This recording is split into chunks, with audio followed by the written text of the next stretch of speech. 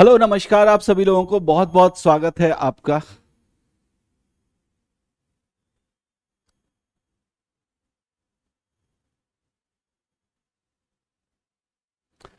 Hello नमस्कार आप सभी लोगों को। मेरा नाम है कुमार अनुराग और आप मेरे साथ कर रहे हैं जनरल साइंस के अंतर्गत बायोलॉजी की क्लास, जो कि हम बीपीएससी के 40 डेज प्रोग्राम के अंतर्गत कर रहे हैं। लेकिन इसके अलावा मैं आप सभी लोगों से यह भी कहना चाहूंगा कि आप किसी भी पीसीएस एग्जाम की तैयारी कर रहे हो, यहाँ पर बीपीएससी कोई खास जुड़ा हुआ नहीं है। ठीक है, प्रोग्राम शुरू हुआ था इस वजह से बीपीएससी, लेकिन इसके साथ साथ आप यूपी पीसीएस और जो दूसरे पीसीएस के एग्जाम्स हैं उनके लिए भी आप इन क्लासेस में जो भी कंटेंट दिया जा रहा है उसका निश्चित रूप से उपयोग कर सकते हैं। वो उनके लिए भी उतने ही इंपॉर्टेंस के साथ जो है वो यूज किया जा सकता है। ठीक है, तो यहां पर मैं आपको अभी जो लास्ट क्लास हम लोगों की हुई थी वो कोशिकांगों को लेकर हुई थी।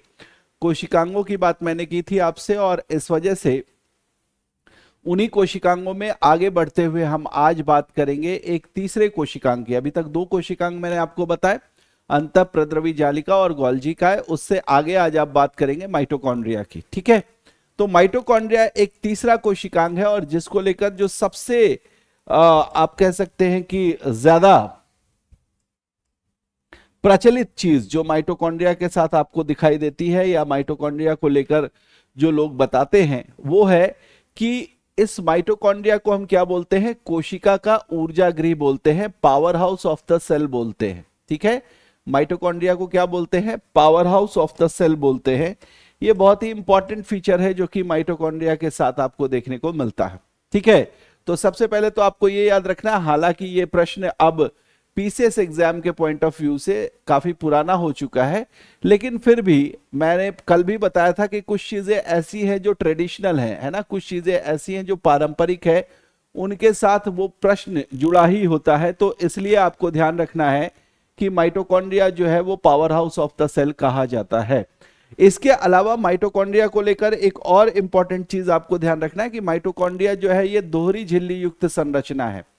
कल जब कोशिकांग शुरू मैंने किए थे तो मैंने आपको बताया था कि कोशिकांग को आप तीन तरीके से विभाजित करके देख सकते हैं। आप कोशिकांगों को एक झिल्ली वाले कोशिकांग भी बोल सकते हैं, आप उनको दोहरी झिल्ली वाले कोशिकांग भी बोल सकते हैं, और आप उनको बिना झिल्ली वाले कोशिकांग भी बोल सकते हैं। तो अलग अलग कोशिकांगों की बात की गई है ना, अलग अलग कोशिकांगों की बात की गई है। यहां पर आपको ध्यान रखना है कि जो दोहरी झिल्ली युक्त संरचना है, जो जिसको आप दोहरी झिल्ली युक्त संरचना बोल रहे हैं, उनमें क्या है? दो झिल्लियां हैं जो कि उस पूरी संरचना का आवरण बनाती हैं। ठीक है, माइटोकॉन्ड्रिया दोहरी झिल्ली युक्त संरचना के अंतर्गत आता है, और इसकी झिल्ली जो होती है वो भी किसकी बनी होती है? लिपोप्रोटीन। लिपो का मतलब हो गया, ये लिपिड से टर्म आया, प्रोटीन आपको पता ही है। तो वसा और प्रोटीन से मिलकर इसकी झिल्ली का निर्माण होता है ना। इसकी झिल्ली का निर्माण कैसे होगा? वसा और प्रोटीन से होगा, वसा और प्रोटीन के मिलने से होगा।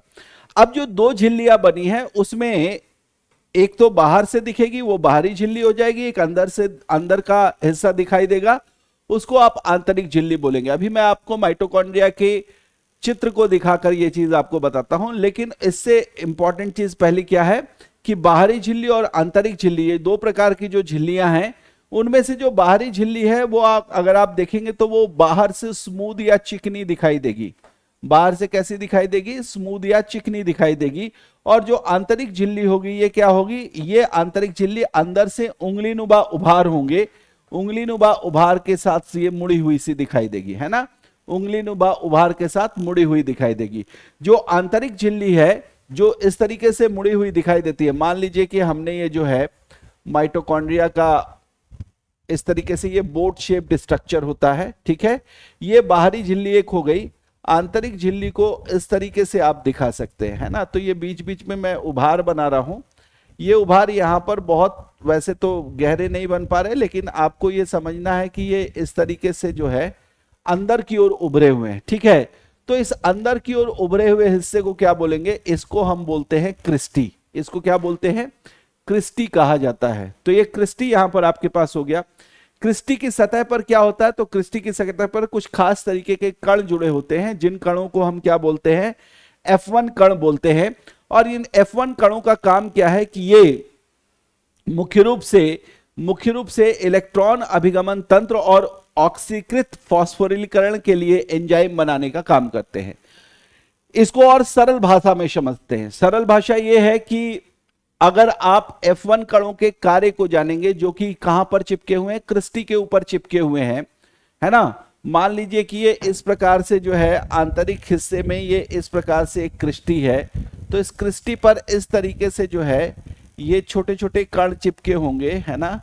इन कणों को क्या बोलेंगे? इन कणों को हम जो है F1 कण बोलेंगे, ठीक है। इन कणों को जो है वो F1 कण कहा जाएगा। और इन F1 कणों का काम क्या है? तो देखिए एक चीज यहां पर आपको ध्यान रखनी है कि माइटोकॉन्ड्रिया जो है कोशिका के अंदर ऐसा कोशिकांग है जिसको आप powerhouse of the cell बोल रहे हैं। क्यों बोल रहे हैं? इसलिए क्योंकि इस कोशिकांग के अंदर, हमारे कोशिका के अंदर जो है माइटोकॉन्ड्रिया वो भाग है जहां पर अंतः श्वसन की प्रक्रिया या कोशिकीय श्वसन की प्रक्रिया संपन्न होती है। यहां पर क्या होता है? कोशिकीय श्वसन की प्रक्रिया या सेलुलर रेस्पिरेशन जिसको बोलते हैं, वो प्रक्रिया यहां पर संपन्न होती है। अब सेलुलर रेस्पिरेशन में होगा क्या? तो कहेंगे कि जो ऑक्सीजन हीमोग्लोबिन लेकर चला था फेफड़ों से, उस ऑक्सीजन के मॉलिक्यूल को ये कोशिका में पहुंचा देगा और कोशिका से ये कोशिका द्रव्य से होते हुए कहां पहुंच जाएगी? माइटोकॉन्ड्रिया में, जहां पर ये पहले से पहुंचे हुए पोषक पदार्थ, विशेष रूप से जो ग्लूकोज है, जो कि कोशिका द्रव्य के अंदर ग्लाइकोलिसिस की प्रक्रिया के बाद परिवर्तित हो चुका है पाइरुविक अम्ल में, तो उस पाइरुविक अम्ल से आगे की प्रक्रिया, पाइरुविक अम्ल के आगे बदलने की जो प्रक्रिया है, उसको संपन्न किया जाता है इस माइटोकॉन्ड्रिया में उस आए हुए ऑक्सीजन की सहायता से। तो यहां पर इन F1 कणों का काम है अलग अलग तरीके के एंजाइम बनाना, और जितनी प्रक्रिया है उसमें प्रक्रियाओं की एक पूरी श्रृंखला जो है वो होती है, जिसको हम क्रेब्स चक्र या क्रेब्स साइकिल बोलते हैं, या उसको हम साइट्रिक एसिड साइकिल भी बोलते हैं, साइट्रिक अम्ल साइकिल भी बोलते हैं। तो उस साइट्रिक अम्ल चक्र या साइट्रिक अम्ल साइकिल के विभिन्न प्रक्रियाओं में या प्रक्रियाओं की एक श्रृंखला में एक प्रक्रिया आती है जिसको हम बोलते हैं फॉस्फोराइलेशन या फिर फॉस्फोरिलीकरण, ठीक है। यहां पर मैं बहुत ज्यादा टेक्निकल चीजें आपको नहीं बताऊंगा, इसलिए क्योंकि उन टेक्निकल चीजों की आपके एग्जाम में कोई आवश्यकता नहीं है।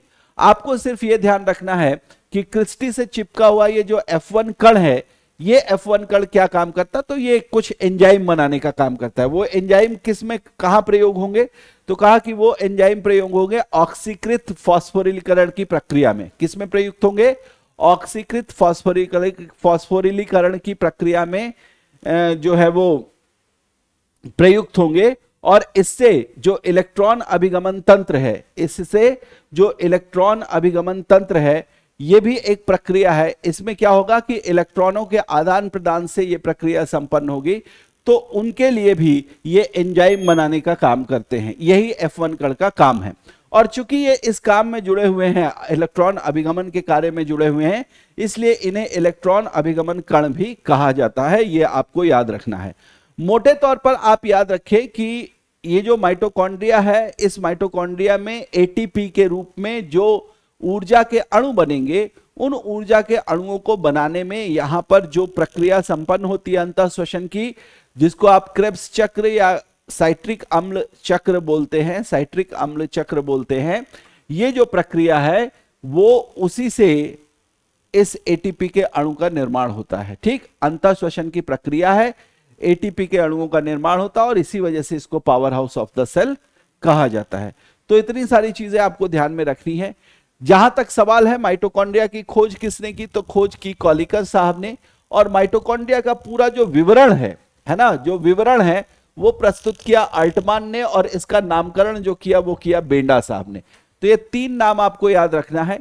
कई जगह पर अल्टमैन और बेंडा का नाम आ जाता है, लेकिन आपको ध्यान रखना है कि खोज, कोशिका के अंदर खोज करने का काम जो किया था वो कॉलिकर साहब ने किया था, और जो नामकरण करने का काम किया वो बेंडा ने किया, सॉरी। और अल्टमैन जो थे उन्होंने माइटोकॉन्ड्रिया के अंदर क्या क्या है, उसकी संरचना कैसी है, उसका पूरा विवरण प्रस्तुत किया। कई बार नामकरण वाले क्वेश्चन के साथ अल्टमैन और बेंडा, ये दोनों नाम जो है वो आ जाते हैं, तो आपको ध्यान रखना है कि अल्टमैन और बेंडा को ही आप सही करेंगे। बीपीएससी के एग्जाम में एक बार ऐसा भी हो चुका है जहां पर माइटोकॉन्ड्रिया की खोज किसने की, उसके ऑप्शंस में सिर्फ अल्टमैन और बेंडा था, कॉलिकर नहीं था, बाकी के 4 ऑप्शन थे। तो आपको ध्यान, बाकी के 3 ऑप्शन और थे दूसरे दूसरे नामों के, तो वहां पर फिर मजबूरन अल्टमैन और बेंडा का नाम जो है उसे टिक करना पड़ा था। अदरवाइज आप ध्यान रखेंगे कि खोजकर्ता जो है इसके कॉलिकर है, विवरण जो प्रस्तुत किया वो अल्टमैन ने किया और जो नामकरण किया वो बेंडा ने किया। ठीक है, इस तरीके से आपको याद रखनी है चीजें। अब आइए मैं आपको माइटोकॉन्ड्रिया का चित्र दिखा देता हूं। इस माइटोकॉन्ड्रिया के चित्र में आप बहुत सारी इंपॉर्टेंट चीजें देखेंगे और यहां पर एक बहुत ही महत्वपूर्ण प्रश्न भी आपको मैं बताऊंगा जो कि कॉमनली बीपीएससी या किसी भी पीसीएस एग्जाम में पूछे गए हैं और एक बार यूपीएससी ने भी स्टेटमेंट वाले प्रश्नों में इस पर बात की है या क्वेश्चन पूछा है। ठीक है, देखिए सबसे पहले तो इस माइटोकॉन्ड्रिया के अगर आप स्ट्रक्चर को देखेंगे तो इस स्ट्रक्चर में आपको क्या दिखाई दे रहा है, ये बाहर की चिकनी झिल्ली दिखाई दे रही है और अंदर की झिल्ली इस तरीके से आप देखें, ये उंगली नुमा जो है वो मुड़ी हुई दिखाई दे रही है ना, इस तरीके से उंगली नुमा मुड़ी हुई दिखाई दे रही है। और हर एक, इसी को आप क्रिस्टी बोलेंगे, और हर एक क्रिस्टी पर आपको क्या दिखाई दे रहा है, इस तरीके से देखिए ये कण चिपके हुए हैं जिनको आप F1 कण बोलते हैं। ठीक है, क्रिस्टी पर F1 कण बोलते हैं। लेकिन इसके अलावा यहां पर आप देखेंगे कि इस क्रिस्टी के भाग के बाद जो बीच का हिस्सा है उनका वो खाली है। ठीक है, इसको कुछ आप इस तरीके से देख लीजिए कि अगर हमने यहां पर कहा कि ये माइटोकॉन्ड्रिया है और इस तरीके से ये क्रिस्टी है,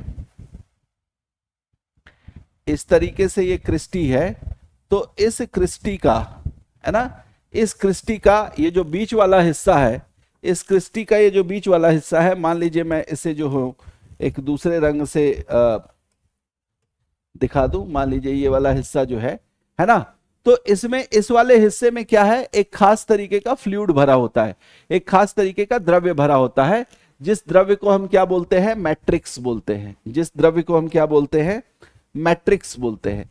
तो ये मैट्रिक्स जो है इस पीले वाले, इस बीच वाले हिस्से में जो है वो भरा हुआ आपको दिखाई देगा। इसके अलावा अगर आप देखेंगे तो यहां पर आपको ये कुछ धागे नुमा संरचना भी दिखाई दे रही है पर्पल कलर की। एक्चुअली ये जो धागे नुमा संरचना है वो क्या है, वो डीएनए है। ठीक है, वो क्या है, डीएनए है। और डीएनए के अलावा अगर आप देखेंगे तो ये जो छोटे छोटे हरे रंग के बिंदी दिखाई दे रही हैं आपको, ये बिंदु क्या है, ये बिंदु जो है वो राइबोसोम है। ठीक है, प्रश्न क्या पूछा गया है, और स्टेटमेंट वाला प्रश्न जो मैं यूपीएससी का बता रहा था उसमें क्या पूछा गया है, उसमें यह पूछा गया है कि जो माइटोकॉन्ड्रिया है, क्या इनके पास, माइटोकॉन्ड्रिया वो कोशिकांग है जिनके पास अपने स्वयं के डीएनए और स्वयं के राइबोसोम होते हैं। ये कथन सत्य है या असत्य है? निश्चित रूप से ये कथन सत्य है। इस चित्र में भी आप देख रहे हैं और यहां मैंने लिख भी रखा है कि माइटोकॉन्ड्रिया के अपने डीएनए और राइबोसोम होते हैं। माइटोकॉन्ड्रिया में क्या होते हैं, अपने डीएनए और अपने राइबोसोम होते हैं।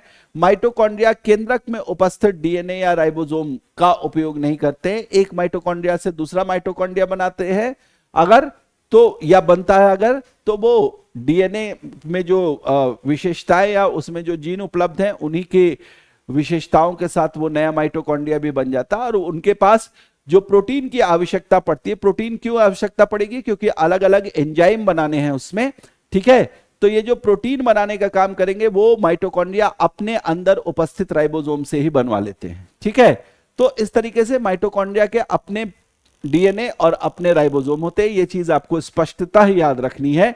और दूसरी चीज आपको याद रखनी है, दूसरी चीज आपको याद रखनी है कि जो माइटोकॉन्ड्रिया होता है ना, जो माइटोकॉन्ड्रिया होता है वो माइटोकॉन्ड्रिया, ठीक है, जो माइटोकॉन्ड्रिया होता है वो उसी के अंदर क्या होता है, अंतः श्वसन की प्रक्रिया होती है।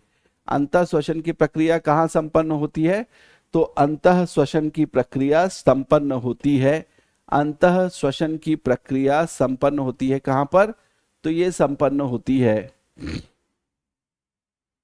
ये संपन्न होती है माइटोकॉन्ड्रिया के अंदर। ठीक है, तो ये दो महत्वपूर्ण चीजें जो मैंने यहां पर लिख रखी हैं ये आपको ध्यान रखना है, माइटोकॉन्ड्रिया से रिलेटेड है। ठीक है, ये माइटोकॉन्ड्रिया से रिलेटेड है। और माइटोकॉन्ड्रिया से अगर आपसे प्रश्न पूछे जाएंगे तो इस तरीके के पॉइंट्स जो हैं वो जरूर आपसे पूछे जाएंगे।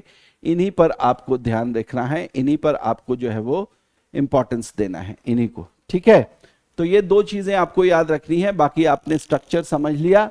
क्रिस्टी क्या है? माइटोकॉन्ड्रिया का एक बहुत ही महत्वपूर्ण आप कह लीजिए भाग है, जिसको आप क्रिस्टी बोलते हैं, तो उस तरह से आपको याद रखना है। ओके, आइए अब नया देखते हैं। माइटोकॉन्ड्रिया में जो अंतःश्वसन की प्रक्रिया होती है, उस अंतःश्वसन की प्रक्रिया को मैंने बताया था आपको, उसको क्रेब्स साइकिल बोलते हैं। अंतःश्वसन की प्रक्रिया को क्रेब्स चक्र बोलते हैं। ये माइटोकॉन्ड्रिया में संपन्न होता है। और अंतःश्वसन की एक और प्रक्रिया है जिसको ग्लाइकोलाइसिस बोला जाता है। ये ग्लाइकोलाइसिस कहां संपन्न होता है? कोशिका द्रव्य में संपन्न होता है। तो इसलिए आपसे अगर पूछ लिया जाए कि अंतःश्वसन की कौन सी प्रक्रिया माइटोकॉन्ड्रिया में संपन्न होती है, आपको याद रखना है वो प्रक्रिया होती है क्या? क्रेब्स चक्र, है ना। वो प्रक्रिया कौन सी होती है? क्रेब्स चक्र होती है। और इस प्रक्रिया के पूर्ण होने के बाद एटीपी के रूप में क्या होता है? ऊर्जा के अणुओं का निर्माण होता है। मैं आपसे पहले बता चुका था। ये माइटोकॉन्ड्रिया का एक मोटे तौर पर मैंने जो है यहां पर डायग्राम बनाया हुआ है।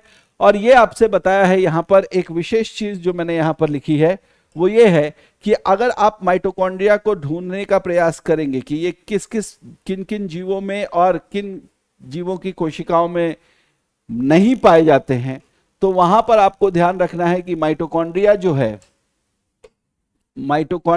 है, ठीक है, ये माइटोकॉन्ड्रिया जो है वो जीवाणुओं में, नीलहरित शैवालों में, है ना, इनकी कोशिका में जो है वो नहीं पाया जाता। यानी किसी भी प्रकार का जीवाणु होगा, उन जीवाणुओं की कोशिका में जो है माइटोकॉन्ड्रिया नहीं मिलेगा, ठीक है। उन जीवाणुओं की कोशिका में माइटोकॉन्ड्रिया जो है वो नहीं मिलेगा। क्यों नहीं मिलेगा? तो ये सीधा जो इसका आंसर है वो ये है कि जो माइटोकॉन्ड्रिया होता है भाई, है ना, जो माइटोकॉन्ड्रिया होता है वो माइटोकॉन्ड्रिया एक्चुअली झिल्ली युक्त कोशिकांग है। माइटोकॉन्ड्रिया क्या है? झिल्ली युक्त कोशिकांग है। और बैक्टीरिया की जो कोशिका है वो प्रोकैरियोटिक कोशिका है। और प्रोकैरियोटिक कोशिका में कल की क्लास में हमने देखा था कि वहां पर जो है वो झिल्ली युक्त कोशिकांग नहीं मिलते हैं। तो इसलिए कोई भी बैक्टीरिया हो, किसी भी प्रकार का जीवाणु हो, उन जीवाणुओं में आपको जो है माइटोकॉन्ड्रिया नहीं मिलेगा। नीलहरित शैवाल जिनको हमने नाम दिया है, शैवाल शब्द होने से कई बार बच्चे कंफ्यूज हो जाते हैं, इसलिए परीक्षा में नीलहरित शैवाल जैसा ही टर्म लिख के पूछ दिया जाता है। ध्यान रखेंगे कि नीलहरित शैवाल, इसको आप साइनोबैक्टीरिया बोलते हैं। और ये जो साइनोबैक्टीरिया है इसमें भी माइटोकॉन्ड्रिया नहीं पाया जाएगा, है ना, इसमें भी माइटोकॉन्ड्रिया नहीं मिलेगा। ये सीधा सा आंसर होगा उसका, ठीक है। आइए नेक्स्ट देखते हैं। नेक्स्ट जो हमारे पास कोशिकांग है, इस कोशिकांग को हम बोलेंगे लाइसोसोम। ध्यान रखेंगे, इसे हम क्या बोलेंगे? लाइसोसोम बोलेंगे। लाइसोसोम एकल झिल्ली वाली संरचना है। सबसे पहले तो आपको यह ध्यान रखना है, लाइसोसोम क्या है? एकल झिल्ली वाली संरचना होती है। माइटोकॉन्ड्रिया दोहरी झिल्ली वाली संरचना थी, लाइसोसोम एकल झिल्ली वाली संरचना होगी। और इस एकल झिल्ली वाली संरचना के अंदर अत्यंत शक्तिशाली पाचक एंजाइम पाए जाते हैं। यह इसकी विशेषता है। इसमें जो है वो पाचक एंजाइम भरे होते हैं, ऐसे एंजाइम जो किसी भी प्रकार के पोषक पदार्थों को तोड़ पाने, उनका विघटन कर पाने, उनको डिकम्पोज कर पाने की शक्ति रखते हैं, पावर रखते हैं, ठीक है। तो लाइसोसोम छोटी छोटी थैलियां होती हैं, जिन थैलियों में शक्तिशाली एंजाइम भरे होते हैं और ये किसी भी प्रकार के अणु और सूक्ष्म जीवों को नष्ट करने में सक्षम होते हैं। इसी लाइसोसोम की बात जिसकी हम कर रहे हैं, इस लाइसोसोम के जो खोजकर्ता है इनका नाम है डी डुवे, है ना, इनका नाम क्या है? डी डुवे। और इस लाइसोसोम के बारे में ध्यान रखना है कि इसके जितने भी एंजाइम हैं, मैंने बताया यहां पर शक्तिशाली पाचक एंजाइम भरे होते हैं, इसके जितने भी एंजाइम होते हैं वो सारे एंजाइम क्या होते हैं? अम्लीय अपघट्य होते हैं। सारे एंजाइम क्या है? अम्लीय अपघट्य के रूप में जो है वो देखे जाते हैं। इसके अलावा इसको हम जो है वो कोशिका के आत्महत्या की थैली भी कहते हैं, suicide bag of the cell बोलते हैं। ये बहुत ही इंपॉर्टेंट फीचर है। जैसे आप माइटोकॉन्ड्रिया के लिए बार बार पढ़ते हैं कि माइटोकॉन्ड्रिया जो है, माइटोकॉन्ड्रिया को हम बोलते हैं powerhouse of the cell, उसी तरीके से लाइसोसोम को क्या बोला जाता है? Suicide bag of the cell, है ना। लाइसोसोम को क्या बोलते हैं? Suicide bag of the cell बोलते हैं। क्यों ऐसा कहते हैं? तो कहा कि इसलिए लाइसोसोम को ऐसा कहा जाता है क्योंकि भैया जो लाइसोसोम है ना, इसके अंदर कुछ भी पहुंच जाएगा तो वो उसको पचा देते हैं। अगर कभी ऐसी स्थिति आ जाए कि कोशिका जो है उसमें किसी प्रकार की खामी आ जाए, कोशिका जो है उसके कोशिकांग नष्ट हो जाए, कोशिका जो है उसका कोशिका द्रव्य सूख जाए, ठीक है, यानी कोशिका किसी काम लायक न रह जाए, तो ऐसे में कोशिका को भी ये जो लाइसोसोम है वो वेस्ट प्रोडक्ट मानेगा, कोशिका को भी क्या मानेगा, वेस्ट प्रोडक्ट मानेगा। और जिस कोशिका में ये स्वयं है, अगर वो कोशिका ही वेस्ट हो गई तो उसमें रहने की स्थिति इसकी नहीं होती, इसलिए ये क्या होता है, फट जाता है ना। लाइसोसोम क्या होता है, फट जाता है। लाइसोसोम जिस कोशिका में है उसी कोशिका में अगर फटेगा तो कोशिका में जितने भी मृत कोशिकांग या कोशिका के जितने भी हिस्से हैं वो सारे इस पाचक एंजाइम के प्रभाव से क्या हो जाएंगे, समाप्त हो जाएंगे। यानी जिस कोशिका में स्वयं लाइसोसोम था उसी कोशिका में इसके पाचक एंजाइम ने सारी चीजों को समाप्त कर दिया, खुद भी इसकी झिल्ली, चूंकि ये फट जाते, खुद भी ये संरचना समाप्त हो जाती है। इसलिए आप इसको कह सकते हैं कि ये एक प्रकार के आत्महत्या की जो है वो घटना है, और इसलिए इसको आप कह सकते हैं कि ये आत्महत्या है ना, आत्महत्या की थैली के रूप में जाना जाता है। तो ये लाइसोसोम के लिए आपको याद रखना है, जो कि बहुत ही महत्वपूर्ण कोशिकांग है और ये प्रत्येक कोशिका में मिल जाएगा।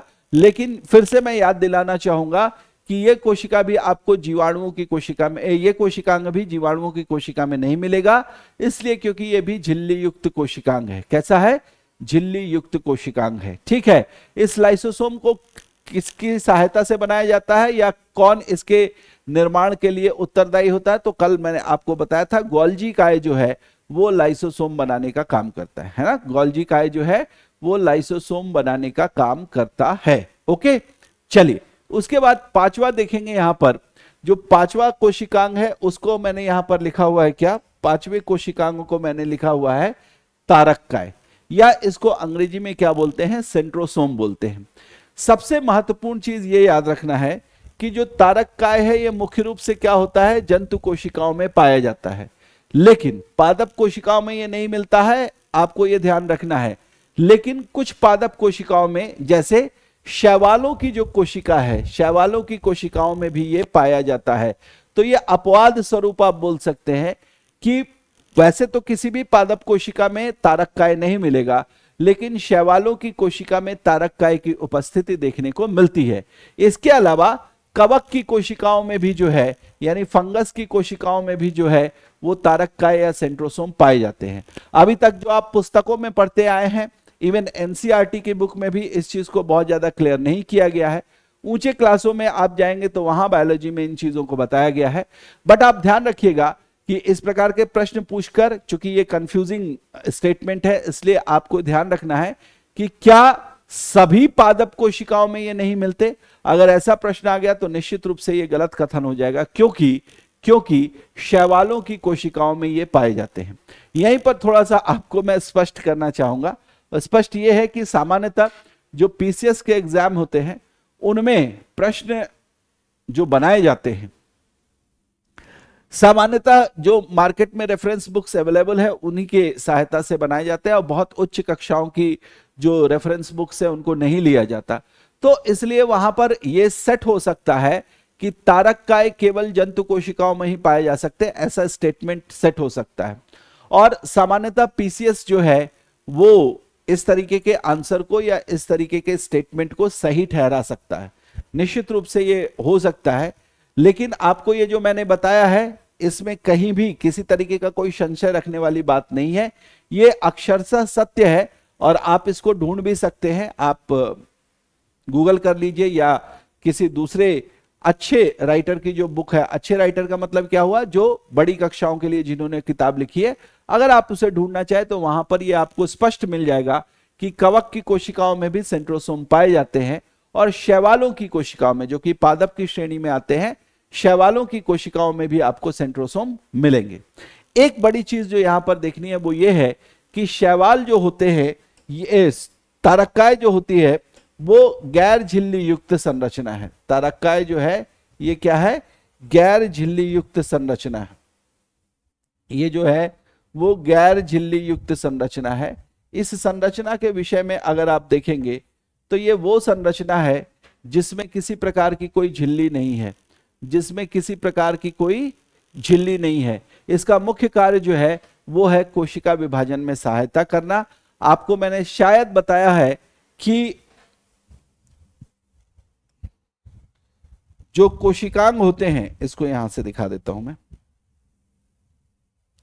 उनमें जब कोशिका विभाजन होता है तो हर एक कोशिकांग बढ़ जाते हैं, लेकिन जो तारक काय हैं ये कोशिका को ही बांटने में विशेष अपना योगदान देते हैं। खासतौर से जो झिल्ली युक्त कोशिका है उसके विषय में अगर मैं आपको बताऊं, सॉरी झिल्ली युक्त कह रहा हूं, जो जंतु कोशिका है उसके विषय में अगर मैं आपको बताऊं तो इस तरीके से मान लीजिए ये एक जंतु कोशिका है ना, मान लीजिए ये एक जंतु कोशिका है और इस जंतु कोशिका में अब विभाजन की स्थिति आ रही है। तो जब विभाजन कोशिका में होता है उस समय कोशिका की जो केंद्रक झिल्ली है वो केंद्रक झिल्ली धीरे धीरे धीरे धीरे क्या हो जाती है, वो विघटित हो जाती है और उसके अंदर जो क्रोमेटिन जालिका यानी धागेनुमा संरचना जो होती है वो धागेनुमा संरचना संघनित होकर क्या बनाती है, गुणसूत्रों का निर्माण कर लेती है या क्रोमोसोम जो है वो इस तरीके से बना लेती है। और ये क्रोमोसोम जो है वो इस तरीके से अरेंज हो जाते हैं लाइन में। ठीक, आपको मैं बताऊं कि जो सेंट्रोसोम होता है या जो ये तारक काय होता है, कोशिका विभाजन के दौरान ये कोशिकाओं के दोनों छोरों पर पहुंच जाता है, दोनों अंत पर पहुंच जाता है और इस तरीके से ये कोशिकाओं के अंदर ध्रुवों का निर्माण करता है। ये कोशिकाएं जो, ये तारक काय जो हैं ये अपने इस बाहरी हिस्से से इस तरीके की धागेनुमा संरचना जो है ना, इस तरीके की धागेनुमा संरचना विकसित करते हैं और ये जो धागेनुमा संरचना है, ये जो धागेनुमा संरचना है वो क्या करेगी, वो इस तरीके से इन गुणसूत्रों को अपनी ओर खींचने का काम करेगी। जब ये गुणसूत्र अपनी ओर खींचेगी तो ये गुणसूत्र बीच वाले हिस्से से टूट जाएंगे। बीच वाला हिस्सा जो गुणसूत्रों का होता है इनको आप सेंट्रोमियर बोलते हैं। इस सेंट्रोमियर वाले हिस्से से ये क्या हो जाएगा, ऐसे टूट जाएंगी और टूटने के बाद ये दो हिस्सों में ऐसे परिवर्तित हो जाएंगी। तो यहां से अगर मैं आपको दिखाऊं इस तरीके से, सॉरी,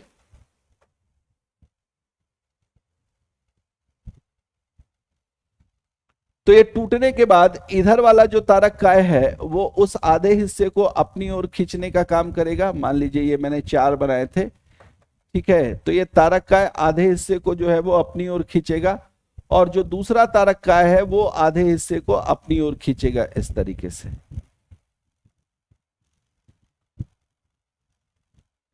ठीक है, ये दोनों जो है वो एक दूसरे को अपनी अपनी तरफ खींचेंगे और ये जो बीच का हिस्सा है कोशिका का, ये बीच का हिस्सा अंदर की ओर धंसता चला जाएगा। तो इस वजह से ये जो है ना, ये जो कोशिका है वो इस तरीके से जो है इन क्रोमोसोम के आधे आधे भाग को लेकर क्या हो जाएगी, अलग हो जाएगी। और बाद में ये जो दो कोशिकाएं हैं, इन दो कोशिकाओं का जिसमें बराबर संख्या में क्रोमोसोम की मात्रा है, ठीक है, ये इसको छोड़ देंगे यहां पर, ठीक, और ये अपने हिस्से को जो है वो पुनः विकसित कर लेंगे। ठीक है, अपने हिस्से को जो है ये पुनः विकसित कर लेंगे और इस तरीके से दोनों कोशिकाओं में जो है वो आपको क्या मिल जाएंगे, क्रोमोसोम, समान संख्या में क्रोमोसोम या समान संख्या में गुणसूत्र मिल जाएंगे। तो इस तरीके से आप जो है तारक काय की बात कर सकते हैं। आप तारक काय को जो है इस रूप में देख सकते हैं कि ये कोशिका विभाजन में क्या सहायता कर रहा है। ठीक है, इनको ये जो रेशेनुमा संरचना या धागेनुमा संरचना विकसित करते हैं इनको हम स्पिंडल रेशे या स्पिंडल फाइबर बोलते हैं। इन्हीं स्पिंडल फाइबर्स की मदद से ये कोशिका विभाजन कराने में अपना योगदान करते हैं। तो स्पिंडल फाइबर जैसा टर्म या स्पिंडल रेशे जैसा टर्म अगर आए तो आप ध्यान रखना है ये किसके साथ जुड़ा हुआ है, तारक काय के साथ जुड़ा हुआ है। राइट, ओके, इसके बाद आगे चलते हैं। तो आगे हमारे पास एक और संरचना मिलती है।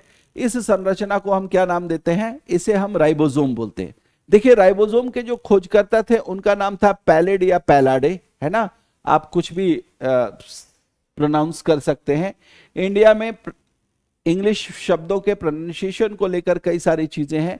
लोग अपनी भाषा के अनुसार, अपने डायलेक्ट के अनुसार भी प्रोनाउंसिएशन को चेंज कर देते हैं। तो आप इनको पैलेड भी बोल सकते हैं, इनको आप पैलाडे भी बोल सकते हैं। जो स्पेलिंग है वो है PALADE। ठीक है, तो दोनों तरीके से आप बता सकते हैं। जो राइबोसोम है, सबसे पहली चीज मैं बताऊं आपको कि राइबोसोम भी जो होता है वो गैर झिल्ली युक्त संरचना है। जैसे सेंट्रोसोम गैर झिल्ली युक्त संरचना है, वैसे राइबोसोम भी गैर झिल्ली युक्त संरचना है। लेकिन राइबोसोम ऐसा कोशिकांग है जो कोशिका में कई जगहों पर पाया जाता है। कोशिका में अगर आपको देखना हो तो ये कोशिका द्रव्य में भी मिलेगा, ये केंद्रक द्रव्य में भी मिलेगा। इसके अलावा ये जो खुरदुरी अंतःप्रद्रवी जालिका है या रफ एंडोप्लाज्मिक रेटिकुलम है, उसके ऊपर भी चिपका हुआ मिलेगा। इसके अलावा आपको बताया था माइटोकॉन्ड्रिया के अपने राइबोसोम होते तो माइटोकॉन्ड्रिया में भी मिलेगा।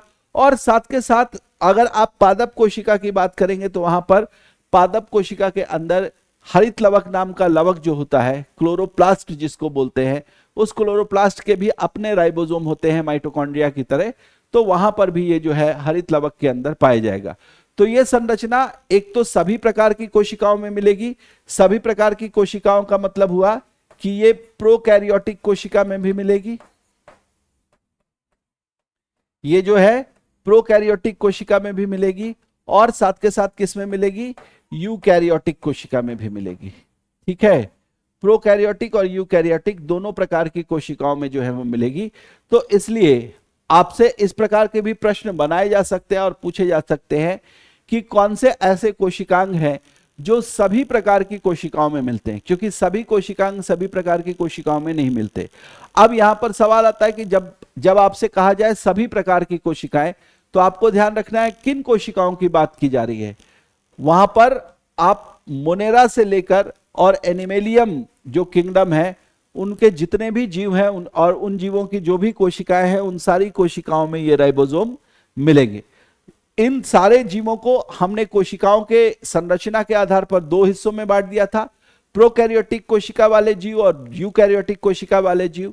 जीवाणुओं के ग्रुप यानी मोनेरा जगत को छोड़कर बाकी के जो 4 जगत बचते हैं, उनमें कोशिकाएं यूकैरियोटिक होती हैं, तो उनमें तो मिलेंगे ही मिलेंगे राइबोसोम। लेकिन चूंकि राइबोसोम गैर झिल्ली युक्त संरचना है, इसलिए जो राइबोसोम है वो कहां मिलेगा, वो राइबोसोम जो है वो आपको प्रोकैरियोटिक कोशिकाओं यानी कि जीवाणुओं की कोशिकाओं में भी मिलेगा। लेकिन यहीं पर ध्यान रखना है कि सेंट्रोसोम के लिए हमने ऐसा कुछ नहीं देखा था। सेंट्रोसोम जो है वो प्रोकैरियोटिक कोशिकाओं में नहीं मिलता, भले ही वो गैर झिल्ली युक्त संरचना है, लेकिन जीवाणुओं में तारककाय की उपस्थिति नहीं पाई जाती है ना, जीवाणुओं में तारककाय की उपस्थिति नहीं पाई जाती।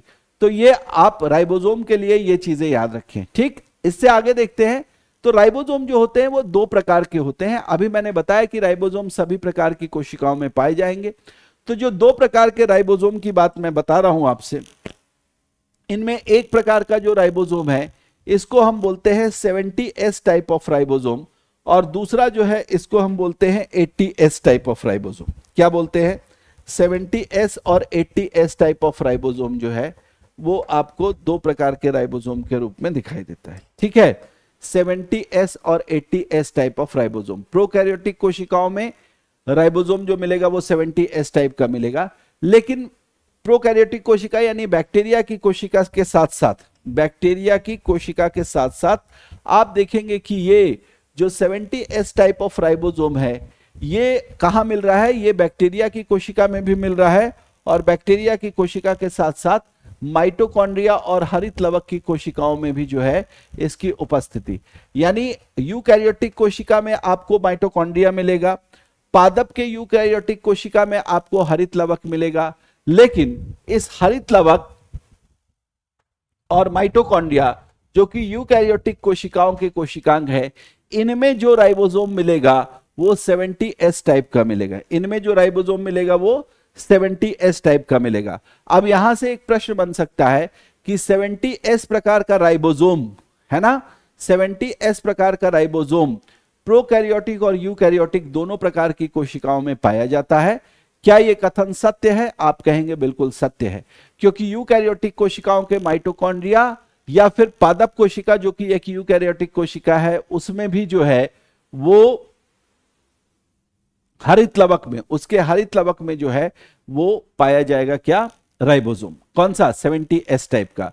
बाकी जो 80S टाइप ऑफ राइबोसोम है, ये हर एक प्रकार की, प्रत्येक यूकैरियोटिक कोशिका में जो है वो 80S प्रकार का राइबोसोम मिलेगा। ठीक है, प्रत्येक यूकैरियोटिक कोशिका में 80S प्रकार का राइबोसोम मिलेगा, उच्च विकसित पादप कोशिकाओं और जंतु कोशिकाओं में इसकी उपस्थिति देखने को मिलेगी। ठीक है, यह चीज आपको ध्यान में रखनी होगी। राइबोसोम जो है, अगर आप यहां पर देखेंगे कि राइबोसोम जो है वो सेल में कहां है, तो ये देखिए अंतःप्रद्रवी जालिका के ऊपर चिपके हुए दिखाई दे रहे हैं। कुछ फ्री राइबोसोम भी आपको दिखाई दे रहे हैं इस तरीके से। और इसके अलावा कोशिका में मैंने बताया था कि ये माइटोकॉन्ड्रिया में भी मिलेंगे, और अगर पादप कोशिका है तो उसके हरित लवक में भी ये स्वतंत्र रूप से दिखाई देंगे आपको। ठीक है, तो ये राइबोसोम के स्ट्रक्चर को लेकर आपको ध्यान रखना है। अब आइए एक और अन्य कोशिकांग को देखते हैं। ये कोशिकांग कौन सा है? इसको हम बोलेंगे लवक, है ना। इस कोशिकांग को हम क्या बोलेंगे? लवक या प्लास्टिड्स बोलेंगे। ध्यान रखें कि प्लास्टिड्स जो है ये मुख्यतः पादप कोशिकाओं में ही पाए जाते हैं, सबसे पहली चीज तो ये है। इसके अलावा अगर लवकों की बात की जाए तो लवक जो होते हैं ये चपटे संरचना के रूप में होते हैं, चपटा आकार होता है इनका। ये रंगहीन भी हो सकते हैं और रंगीन भी हो सकते हैं। दोनों प्रकार के लवक जो हैं वो पादप की कोशिका में उपलब्ध होते हैं। कुछ जो लवक होते हैं वो रंगहीन होते हैं, है ना, कलरलेस होते हैं, और कुछ जो है वो कलर्ड होते हैं, यानी कि रंगीन होते हैं। कवक में, जीवाणु में और नीलहरित शैवाल के साथ साथ जो मिक्सोफाइट होते हैं, इनमें ये लवक नहीं पाए जाते। ठीक, सामान्यतः देखिए नीलहरित शैवाल की बात अगर हम करें तो हमने नीलहरित शैवाल के बारे में ये पढ़ा है कि ये स्वपोषी हैं। ये भी पादपों की तरह प्रकाश का उपयोग करके प्रकाश संश्लेषण करते हैं और उससे अपना भोजन बनाते हैं, लेकिन इनके पास जो है वो लवक नहीं होते। ये प्लास्टिड्स की मदद से, और प्लास्टिड में जो क्लोरोफिल होता है जिसको पर्णहरिम बोलते हैं, उसकी सहायता से अपना भोजन नहीं बनाते। तो इसलिए नीलहरित शैवालों में जो है आपको ध्यान रखना है कि लवक जो है वो नहीं पाए जाते। कहां नहीं पाए जाएंगे? जीवाणुओं में तो पाए ही नहीं जाएंगे। जो स्वपोषी जीवाणु यानी नीलहरित शैवाल या साइनोबैक्टीरिया बोलेंगे उसमें भी नहीं मिल रहे हैं, और कवकों में नहीं मिलेंगे। कवकों में क्यों नहीं मिलेंगे? क्योंकि कवक तो किसी प्रकार का संश्लेषण करते ही नहीं है। कवक क्या करते हैं कि वो मृत पदार्थों को विघटित करके उनसे अपना भोजन प्राप्त करते हैं, इसलिए ये कवकों में भी लवक जो है वो नहीं मिलेंगे। जहां तक सवाल है लवक का, तो लवक की खोज कोशिकाओं में जिन्होंने की थी उनका नाम था हैक्कल। हैक्कल महोदय ने जो है वो लवकों की खोज की, और AFW शिम्पर साहब जो थे, इन्होंने लवक जो है वो नाम दिया इस तरीके के कोशिकाओं को, जो कि मुख्यतः पादप की कोशिकाओं में ही मिल रहे हैं, है ना, मुख्यतः पादप की कोशिकाओं में ही मिल रहे हैं। अब चूंकि मैंने बताया कि जो लवक हो सकते हैं वो रंगहीन भी हो सकते हैं और रंगीन भी हो सकते हैं, तो जो रंगहीन लवक है उसे हम क्या बोलेंगे? अवर्णी लवक बोलेंगे। जो रंगहीन लवक है उसे हम अवर्णी लवक कहेंगे। और ये जो अवर्णी लवक है इसको अंग्रेजी में हम ल्यूकोप्लास्ट बोलते हैं। इसको हम अंग्रेजी में क्या बोलते हैं? ल्यूकोप्लास्ट बोलते हैं। लेकिन इसके अलावा जो बाकी के लवक हैं वो रंगीन होते हैं। रंगीन वाले लवकों को दो हिस्से में बांटते हैं। एक ऐसे लवक जो कि एक्सक्लूसिवली क्या होते हैं? हरे रंग के लवक होते हैं। ठीक है, इनकी वजह से ये लवक जहां पादप के जिस हिस्से में उपलब्ध होंगे वहां पर ये उस हिस्से को हरा कर देते हैं, तो इनको क्या बोलते हैं? हरित लवक बोलते हैं, इनको क्लोरोप्लास्ट बोलते हैं। लेकिन साथ के साथ वर्णी लवक भी हैं हमारे पास। साथ के साथ हमारे पास क्या है? वर्णी लवक भी हैं। वर्णी लवक को हम क्रोमोप्लास्ट बोलते हैं, और क्रोमोप्लास्ट जो होते हैं ये रंगीन लवक होते हैं। क्रोमोप्लास्ट क्या होते हैं? रंगीन लवक होते हैं। इनको आप वर्णी लवक कहते हैं। ठीक है, कार्य एक बार देख लें जरा। तो कार्यों में अगर हम बात करेंगे तो जो अवर्णी लवक है या ल्यूकोप्लास्ट है, इनका मुख्य कार्य क्या है? पोषक तत्वों का संग्रहण या पोषक पदार्थों का संग्रहण, है ना, पोषक तत्वों का संग्रहण या पोषक पदार्थों का संग्रहण। कौन से पोषक पदार्थ? तो ये कार्बोहाइड्रेट संग्रहित कर सकते हैं, ये प्रोटीन संग्रहित कर सकते हैं, ये वसा संग्रहित कर सकते हैं। इस तरीके के पोषक पदार्थों का ये संग्रहण करते हैं, जो कि पादप के किसी स्थान विशेष या किसी विशेष हिस्से में संग्रहित होते हैं। तो अलग अलग प्रकार के जो ल्यूकोप्लास्ट है वो अलग अलग प्रकार के पोषक पदार्थों का संग्रहण करते हैं। कुछ ल्यूकोप्लास्ट ऐसे होंगे जो कि कार्बोहाइड्रेट का संग्रहण करेंगे, कुछ ऐसे होंगे जो संग्रहण करेंगे किसका? प्रोटीन का, कुछ ऐसे होंगे जो कि वसा का संग्रहण करेंगे।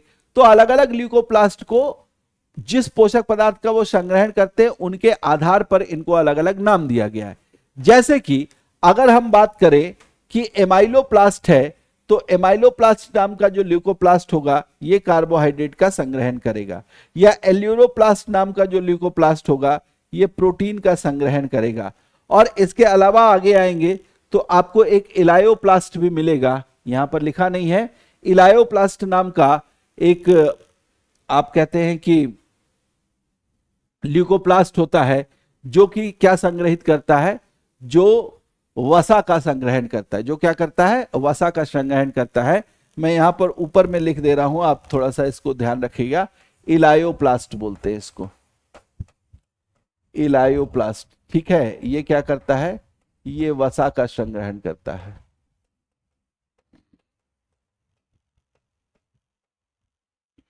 है ना। जो एल्यूरोप्लास्ट है इसको जो है प्रोटीनोप्लास्ट भी कई जगह लिखा गया है, ध्यान रखेंगे। नाम से ही स्पष्ट होता है कि वो प्रोटीन का संग्रहण करेगा। ओके, इसके अलावा वर्णी लवक क्या होते हैं, रंगीन लवक होते हैं, और ये पत्तियों और अन्य हरे भागों को छोड़कर, वृक्ष के या पौधे के हरे भागों को छोड़कर बाकी के जितने भी रंगीन भाग आपको दिखाई देते हैं, उन रंगीन भागों को रंग प्रदान करने का काम यही प्लास्टिड करते हैं, जिनको हम क्रोमोप्लास्ट बोलते हैं। क्रोमोप्लास्ट जो है, इनका मुख्य कार्य क्या है, इनका मुख्य कार्य है पादप के विभिन्न हिस्सों को रंगीन बनाना, और रंगीन होने के कारण क्या होता है, ये परागण करने वाले जितने भी कीट होते हैं उनको आकर्षित करने का कार्य करते हैं। मतलब जिस हिस्से को ये रंगीन कर रहे हैं, वो जो डैजलिंग कलर आता है, चमकता हुआ रंग जो आपको दिखाई देता है, चाहे वो फूल के रंग हो, चाहे वो फल के रंग हो, ठीक है, तो ये जो चमकते हुए रंग है वो एक्चुअली कीटों को आकर्षित करते हैं। ये उनके बिहेवियर में आता है कि वो उससे आकर्षित होते हैं, और कीटों के इस प्रकार के आकर्षण से एक्चुअली जो है वो कीट आकर पादप पर बैठते हैं, अपने साथ जो है वो दूसरे पौधों से परागकण लेकर आए होते हैं, और वहां पर उन पर फूलों पर बैठने पर वो उस परागकण को वहीं झाड़ देते हैं, जिससे कि परागण की प्रक्रिया संपन्न होती है। तो उस परागण की प्रक्रिया को सफल बनाने के लिए पादप के हिस्सों को रंगीन बनाकर और कीटों को आकर्षित करने का काम जो लवक कराते हैं, उन्हीं को हम क्रोमोप्लास्ट बोलते हैं। क्रोमा का मतलब वैसे भी यहां पर रंग हो गया, रंगीन हो जाता है, तो क्रोमोप्लास्ट नाम आ गया। ठीक, तीसरे प्रकार का जो लवक होता है, देखिए कुछ पुस्तकों में तो यह कहा गया कि लवक दो ही प्रकार के होते हैं, वर्णी और अवर्णी। वर्णी में एक हरित लवक हो जाएगा और दूसरा जो है वो अन्य रंगीन लवक, ऐसा भी लिखा हुआ मिल सकता है। लेकिन यहां पर मैंने अलग से हरित लवक के लिए एक कैटेगरी बना दी। हरित लवक जो है ये भी रंगीन ही लवक है, लेकिन ये पादप के अलग अलग हिस्सों को जो है वो हरा रंग प्रदान करने का काम करता है, विशेष रूप से पत्तियों में। और जो पादप के नए हिस्से बनते हैं, जैसे पत्तियों की डंठल हो गई या नई शाखाएं हो गई, तो वहां पर, या फूल का जो नीचे वाला हिस्सा हो गया, फूलों का जो नीचे वाला हिस्सा या उनका जो डंठल हो गया, वो आपने सामान्यतः देखा होगा हरे रंग का होता है। तो इस सारे हरे भागों को बनाने में, या सारे हरे भागों का जो हरा रंग है वो कौन प्रदान करता है, वो क्लोरोप्लास्ट प्रदान करता है। ये हरे रंग का लवक है। इस लवक की क्या खास बात है और हमने क्यों इसको बाकी के लवकों से अलग रखा है, इसलिए क्योंकि इस लवक में एक खास तरीके का वर्णक या एक खास तरीके का पिगमेंट मिलता है। उस पिगमेंट को हम क्लोरोफिल बोलते हैं, और क्लोरोफिल का मुख्य काम है कि ये सौर प्रकाश के से जो स्पेक्ट्रम प्राप्त हो रही है या जो उससे ऊर्जा मिल रही है, उस ऊर्जा को के एक विशेष स्पेक्ट्रम के भाग को ये अवशोषित करके उनको संग्रहित रखने की क्षमता रखता है, और उनके संग्रहण से या उसको संग्रहित करके वो क्या करते हैं, उसको संग्रहित करके, और ये आप कह सकते हैं कि प्रकाश संश्लेषण की जो प्रक्रिया है उसको संपन्न कराने में उसका उपयोग करते हैं, राइट। तो इस तरीके से क्लोरोफिल या पर्णहरिम युक्त इस लवक को हम क्या बोलते हैं, हरित लवक बोलते हैं, और इसका मुख्य काम है प्रकाश संश्लेषण में सहायता करना। ये आपको यहां पर दिख रहा है, ठीक है। नेक्स्ट देखते हैं। तो जो क्रोमोप्लास्ट होता है उसमें विभिन्न प्रकार के क्रोमोप्लास्ट है। ये विभिन्न प्रकार के क्रोमोप्लास्ट अपने अपने अलग अलग कार्यों के लिए जाने जाते हैं। जैसे कि एक जो क्रोमोप्लास्ट है वो नारंगी रंग प्रदान करने का काम करता है, ऑरेंज कलर देता है। ये वर्णक की एक श्रेणी है या पिगमेंट की एक श्रेणी है जिसको हम कैरोटीनॉइड बोलते हैं।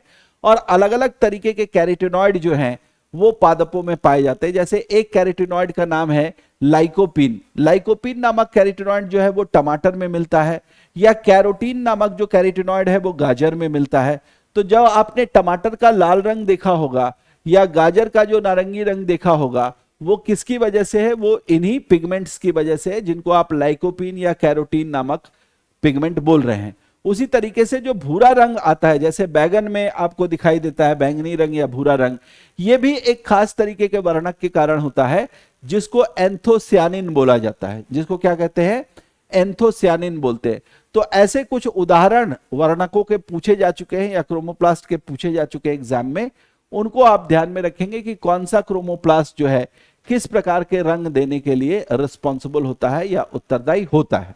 ठीक, उसी के बाद आगे चलते हैं और आगे यहां पर आपको मैं बताऊं, ये जो आपको दिख रहा है इसको हम बोलते हैं हरित लवक। हरित लवक के बारे में आपको मैं बताना चाहूंगा कि जिस तरीके से आपने कोशिका के अंदर माइटोकॉन्ड्रिया को दोहरी झिल्ली वाली संरचना के रूप में देखा या दोहरी झिल्ली वाले कोशिकांग के रूप में देखा, उसी तरीके से हरित लवक भी क्या होता है? दोहरी झिल्ली वाला कोशिकांग होता है। हरित लवक क्या होता है? दोहरी झिल्ली वाला कोशिकांग होता है। और इसके खोजकर्ता कौन थे? इसके खोजकर्ता भी जो थे वो शिम्पर थे, है ना। शिम्पर जो थे वो हरित लवक के खोजकर्ता कहे जाते हैं। चूंकि यह दोहरी झिल्ली वाली संरचना है, इसलिए आपको ध्यान रखना है कि इस हरित लवक के अंदर भी आपको एक इनर मेम्ब्रेन मिलेगा और एक आउटर मेम्ब्रेन मिलेगा। ठीक है, यहां पर आपको दिखाई दे रहा है ये आउटर मेम्ब्रेन लिखा हुआ है। ठीक है, ये आउटर मेम्ब्रेन लिखा हुआ है। बाहरी झिल्ली इस तरीके से, ये चिकनी बाहरी झिल्ली आपको दिखाई दे रही है। और उसके अलावा यहां पर जो है वो इनर मेम्ब्रेन दिखाई दे रहा है। ठीक है, क्या दिखाई दे रहा है? इनर मेम्ब्रेन दिखाई दे रहा है या आंतरिक झिल्ली जो है वो दिखाई दे रही है। दो तरह की झिल्लियां हैं, आउटर मेम्ब्रेन और इनर मेम्ब्रेन। ठीक है, आउटर मेम्ब्रेन का हिस्सा तो चिकना है, लेकिन इनर मेम्ब्रेन का हिस्सा भी यहां पर क्रिस्टी की तरह नहीं है, बल्कि इनर मेम्ब्रेन भी अंदर की तरफ से क्या है? चिकनी झिल्ली के रूप में उपस्थित है। बाकी इस क्लोरोप्लास्ट का जो अंदर का हिस्सा है वो खाली है, लेकिन इस हिस्से में आपको दो तरह की चीजें दिखाई देंगी। एक तो यहां पर जो है कुछ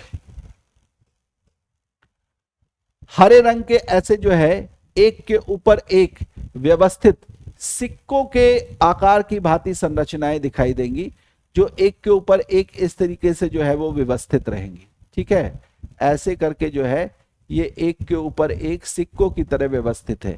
ये जितनी भी संरचनाएं आपको दिख रही हैं सिक्कों की तरह व्यवस्थित, इनमें से प्रत्येक को हम क्या बोलते हैं? थैलेकॉइड बोलते हैं। और प्रत्येक थैलेकॉइड में क्या होता है? क्लोरोफिल नाम का पिगमेंट भरा होता है। प्रत्येक थैलेकॉइड में क्या होता है? क्लोरोफिल नाम का जो पिगमेंट है वो भरा होता है। क्लोरोफिल नाम का, पर्णहरिम नाम का जो आप कहते हैं कि वर्णक है वो भरा होता है। और प्रत्येक जो इकाई बनती है इन सिक्कों के समान आकार वाले आकृतियों के ढेर से, इनको हम क्या बोलते हैं? इनको हम ग्रेनम बोलते हैं। इनको क्या बोलते हैं? ग्रेनम बोलते हैं। ग्रेनम जो हो गया वो प्लूरल हो गया, और आप कह सकते हैं कि ये जो है वो पूरा एक स्टैक हो गया, एक जो है वो पूरा समूह हो गया, जो कि थैलेकॉइड से एक के बाद एक के ऊपर एक जो थैलेकॉइड है उनके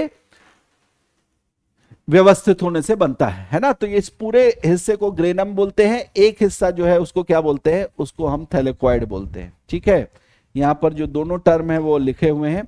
एक जो है ये आपका ग्रेनम है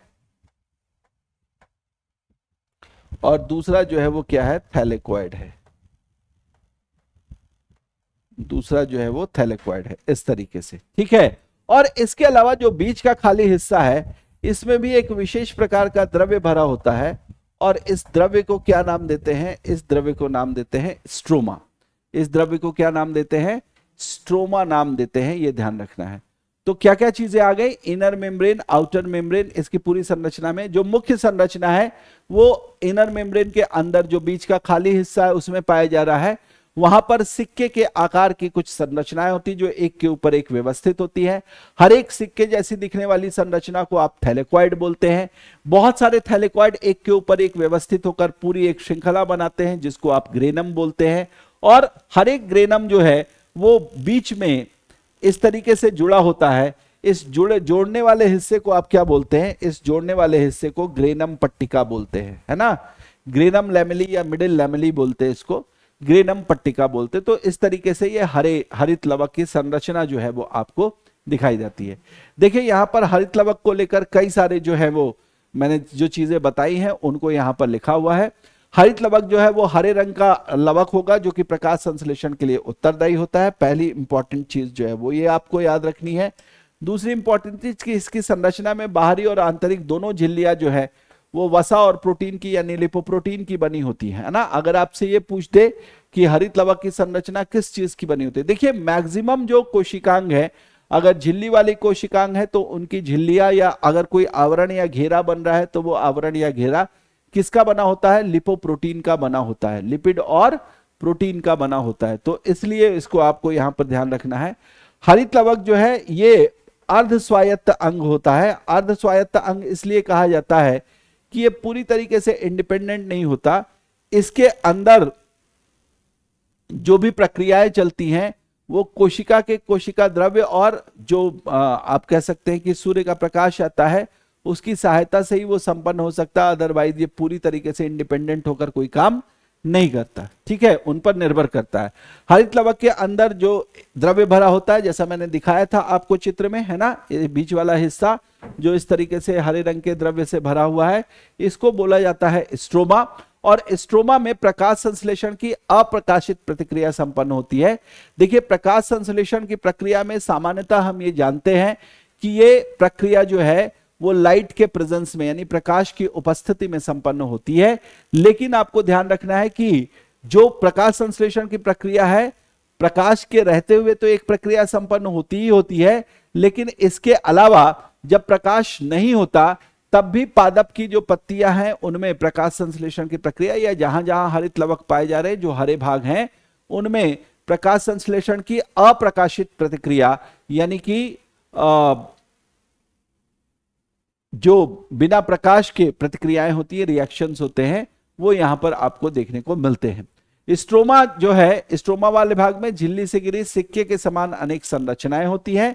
इन संरचनाओं को थैलेकॉइड बोलते हैं और जब एक साथ एकत्रित हो जाएंगे एक के ऊपर एक तो इन्हें क्या कहा जाएगा, ग्रेनम। और प्रत्येक ग्रेनम जो है वो ग्रेनम पट्टिका से जुड़े हुए होते हैं। थैलेकॉइड में ही पर्णहरिम या क्लोरोफिल भरा होता है और ये क्या होता है, ये एक वर्णक है जो कि सूर्य के प्रकाश के विशेष स्पेक्ट्रम को अवशोषित करने का कार्य करता है, ठीक है। क्लोरोफिल की संरचना में क्या होता है, एक शीर्ष होता है, ये ध्यान रखेंगे। क्लोरोफिल की संरचना में एक शीर्ष होता है और इस शीर्ष में चार एक ही प्रकार की संरचनाएं होती हैं जिनको हम पाइरोल बोलते हैं। देखिए पाइरोल वगैरह आप याद रखें ना याद रखें, लेकिन पाइरोल जो है उसमें आपको ध्यान रखना है कि मैग्नीशियम के अणु जुड़े होते हैं। हर एक पाइरोल के साथ क्या होते हैं, मैग्नीशियम के अणु जुड़े होते हैं। यह चीज इंपॉर्टेंट है, आपसे पूछा जाता है कि पादप कोशिका के किस कोशिकांग के साथ मैग्नीशियम के अणु जुड़े होते हैं, है ना। पादप कोशिका के किस कोशिकांग के साथ मैग्नीशियम के अणु जुड़े होते हैं, तो वहां पर आप बताएंगे किसके साथ जुड़े हुए हैं, क्लोरोफिल के साथ ये जुड़े होते हैं। किसके साथ जुड़े होते हैं, क्लोरोफिल के साथ ये मैग्नीशियम के अणु जुड़े होंगे। दूसरा जो हिस्सा होता है उसको आप फाइटोल बोलते हैं, ये पीछे वाला हिस्सा होता है। और साथ में आपको देखना है कि जो क्लोरोप्लास्ट होते हैं, ये क्लोरोप्लास्ट में दो तरीके के क्लोरोफिल पाए जाएंगे। कौन से दो तरीके के, एक को बोलेंगे क्लोरोफिल ए और दूसरे को बोलेंगे क्लोरोफिल बी।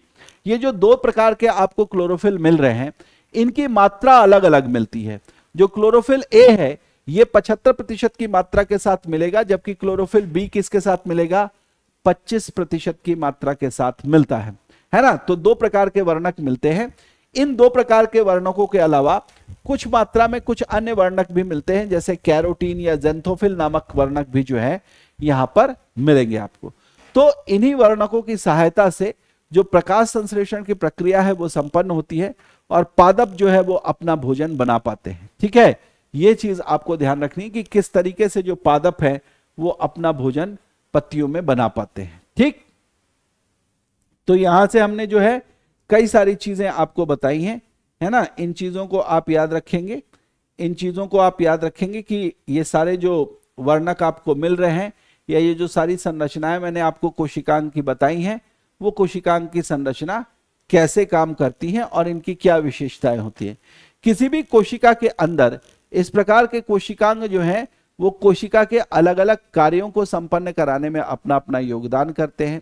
चाहे कोशिका के अंदर वसा और प्रोटीन का निर्माण करना हो, चाहे कोशिका के अंदर इस वसा और प्रोटीन को एक स्थान से दूसरे स्थान तक ले जाना हो, चाहे आप बोल सकते हैं कि कोशिका के अंदर ये जो जितने भी कोशिकांग मिल रहे हैं, इन कोशिकांगों को आप कह सकते हैं कि इन्हें ले जाना हो कहां, इन्हें ले जाना हो उठाकर दूसरी कोशिका के अंदर, ठीक है। तो कुल मिलाकर ये कोशिकांग जो हैं अलग अलग तरीके के कार्यों को संपादित करने के लिए उत्तरदायी होते हैं और इसलिए कोशिका के अंदर इनका जो है वो विशेष महत्व देखने को मिलता है, राइट। तो अभी इस वीडियो के अंदर मैंने आपको कोशिकांग, जितने भी महत्वपूर्ण कोशिकांग थे, उनसे रिलेटेड हर एक महत्वपूर्ण जो इंफॉर्मेशन है, जो जानकारी है, वो आपको दे दी है। इसको आप ध्यान में रखेंगे, इसको आप पूरी तरीके से जो है एक तरीके से आप कह सकते हैं रट्टा मार के रख सकते हैं, क्योंकि यहीं से जो है वो आपको प्रश्न बनते हैं। और मैंने कोशिश की है कि आपको हर एक कोशिकांग के लिए जो भी छोटी से छोटी जानकारी है, जो एग्जामिनेशन के पॉइंट, आपके एग्जामिनेशन के पॉइंट ऑफ व्यू से इंपॉर्टेंट है, वो सारी जो है यहां पर आपको मिल जाए, ठीक है। तो इस वीडियो में इतना ही। अगली वीडियो में फिर हम कोशिका के एक अलग भाग यानी केंद्रक के विषय में जानकारी प्राप्त करेंगे और केंद्रक जो है यहाँ पर बहुत ही विशेष होगा, उसको भी हम देखेंगे कि उसमें क्या क्या चीजें पाई जा रही हैं और उनके क्या क्या कार्य हैं। थैंक यू वेरी मच आप सभी लोगों का इस वीडियो में जुड़ने के लिए। आपके जो भी क्वेश्चंस हो या फिर आपकी कोई भी आवश्यकता हो, है ना, आप किस टॉपिक पर वीडियो चाहते हैं, आप उसके लिए कमेंट बॉक्स में अपना कमेंट जरूर डालें। और अगर ये वीडियो आपको पसंद आई हो तो आप इसे लाइक भी करें, शेयर भी करें और सब्सक्राइब भी करें। Thank you very much.